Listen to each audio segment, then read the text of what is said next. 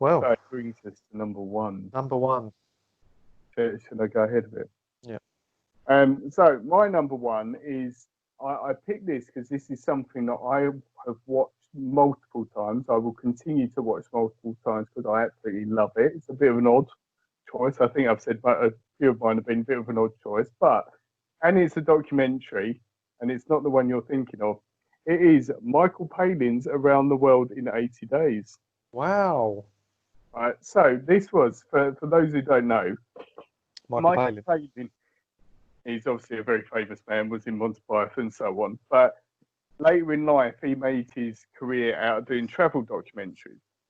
And with his travel documentaries, he went to a load of places where at the time not many people went to. So it wasn't like your normal, oh, I'm going to go to, I don't know, Magaluf or or wherever. He went to the premise of this particular show or this particular series that he did was to follow the path that the book Around the World in 80 Days took. And because the book was made in the late 1800s, he could travel everywhere, but he couldn't use a plane at all. So he had to go from London. He goes London through Europe and sort of India and sort of the Middle East, and then go to Australia. Starts in London, goes through the entire world, through America, and then back again, just by using either boat or train or car, basically, and has to do it in the 80 days. What I love about it is there's a combination of things, really. Seeing the places that he goes to, but seeing them almost as if you went there. It's not any flashy thing. It's him. He's there. He's visiting these things and does these. Like when he's in Venice, he so that you can see the city. He helps the rubbish collectors who go around on the gondola, and he's loading up rubbish and stuff. My favourite bit of it is he travels on a boat in India, and it's this little boat with this little crew with a toilet that's sort of hanging over the side. Not. I think it's got an engine, but they can't use it all the time. And it's just this. It is literally another world. You're seeing these countries in the true sense of their culture and that. And there's nothing sort of flashy about it, and especially because it's quite old. 1989 that he was originally. He did it in '88, filmed in '89, and yeah, it's just I own every single other box set that he did as well. So I've got like the full set of all his things, that all stemmed from this one, and yeah, it is truly escapism for me. You watch it and you're just taken to these far corners in the world that you'll never probably see yourself, but because of the way he travels now, we're so used to getting on a plane and you get off somewhere and you see what you need to and then come off. Where he's at a dock. He's at the one amazing thing when he travels from Asia to no, is it from Asia to America? Yeah, when he travels from Asia to America, he does it on this sort of cargo ship. And because you go through different time zones, there's this like announcement over in the tannoy. It says, today is, for example, what's today? The 22nd of July. Let's say, for example, it's when it's December in the film. But today's the 22nd of July. Just to let you know, tomorrow is also the 22nd of July. These little weird quirks that you don't think about. But yeah, thoroughly recommend it. Absolutely love it. The funny thing is, you saying there is a modern day version of that slightly, which I think I've told you about, which was a BBC series called Race. I think it's called Race Across the World. I want to say it's not Race Around the World. I think it's a Race Across the World, and it's more of a competition format where you'll have pairs, could be couples, could be friends, whatever. And I think there's 5 pairs. I want to say. Yeah. And it's so good. Like they start in one location. I think the first series they started in the UK somewhere, and then they had to get to Singapore. The only money they had was what it would cost them for a single flight to Singapore or return flight. I can't remember which way it is, but so it might be, let's say 1,000 something £1,500, right? And they've got that. They're not allowed to fly. They've not got any mobile phones or anything, and they've got to get there. And all they've got is maps. Yeah. And they have checkpoints along the way. So the racing is, you get to the next checkpoint, blah blah blah.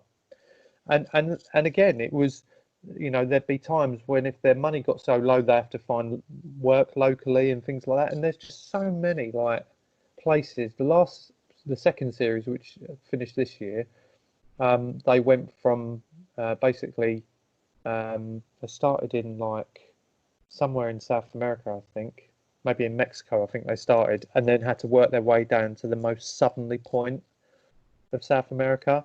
It was awesome, but some of the places they get, like, it's just incredible, and it does make you think, God, we do just jump on a plane, go to wherever it is we're staying. We might do a bit of tourism while we're there and see some sights, but you don't see kind of see the place. No. yeah, it's weird, and that's the experience that you find. And what I like about it, yes, there is, the concept is that you get to the end. I think that the amount that they win isn't even that extravagant. It's probably something like 20k or something, which is a lot of money. But it's more for the experience that they're doing it, and for the journey that the pair, because a lot of the time there is, unfortunately, some sort of background to the pairs, but which I know you're never usually a fan of. But I think in this sort of competition, it does add an element. You know, if it's, I have seen bits of it, and there've been, like the two of them, whoever it is, are somewhere and saying, we did this to try and sort out our relationship or understand each other more or whatever. And if you're in that environment, you're in the middle of nowhere and you need to work together, it's gonna, isn't it? But that's a really good. I'd say that's probably the closest thing to sounds like that one series that Michael Palin done, which is a similarity to it. But the other thing that I love about all these documentaries is because they are old, you're seeing, it's like a window into time of certain places. And there's one of the ones, I can't remember. Oh, it's not Pole to Pole. It's Full Circle, I think it's called. One of his later ones. He goes to parts of China that no longer exist because they built the Three Gorges Dam. He's there before they flooded the area, basically. So it's all these things that just don't literally don't exist anymore.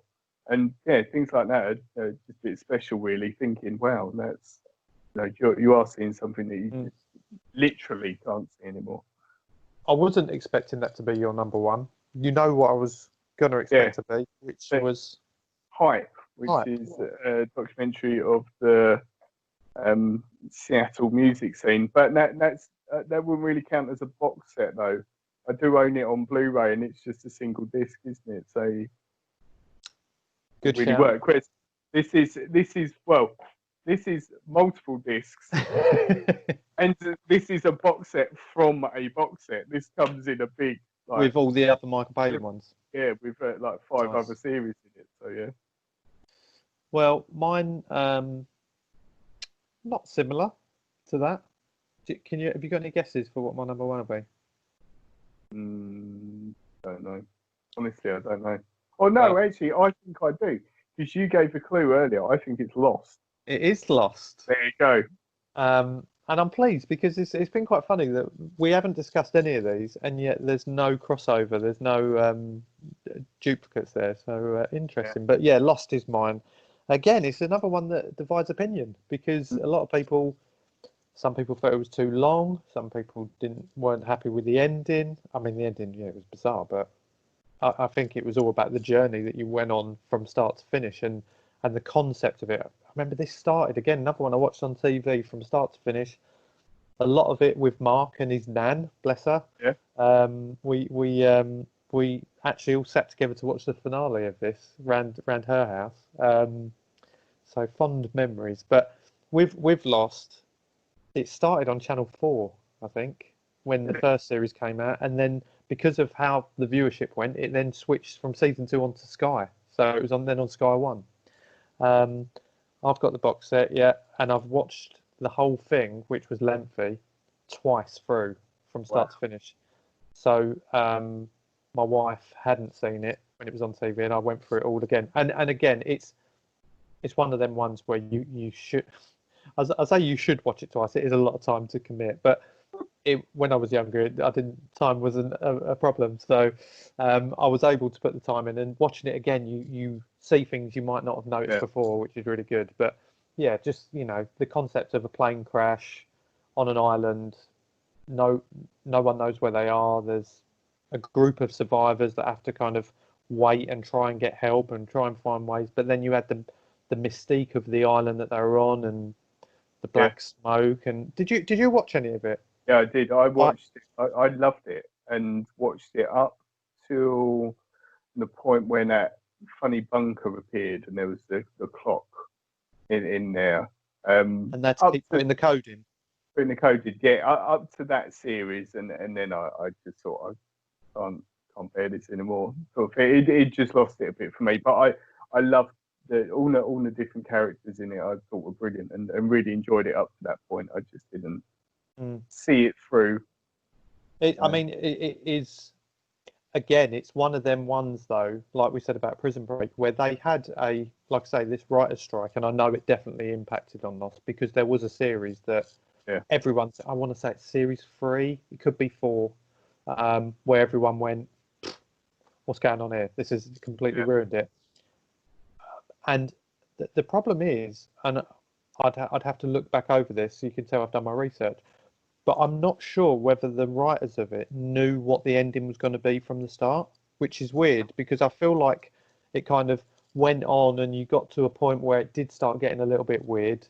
But again, because you'd followed it through for so long, I found I couldn't just go, I can't be bothered with this anymore. Yeah. But yeah, it was, I know a few friends of mine who are massive fans of it, and I'd watch that again tomorrow. Not all day because it probably go longer than a day, but it's because the episodes were relatively long as well. I feel like they were like 45, 50 minutes. Yeah. And you had at least, I don't know, 20 a season. 20 a season, yeah, at least in the first few. I think there was one season where it was a bit shorter. Yeah. But then a bit like the Prison Break argument, you had a section, I think the further in you got, they all had to go back to the island. They all got off the island, or some of them did. And then they had to go back because they then had to live with the guilt of not saving the others. So then they wanted to go back to save them, which is all a bit weird considering how did you get there, blah, blah. But I thoroughly enjoyed it. And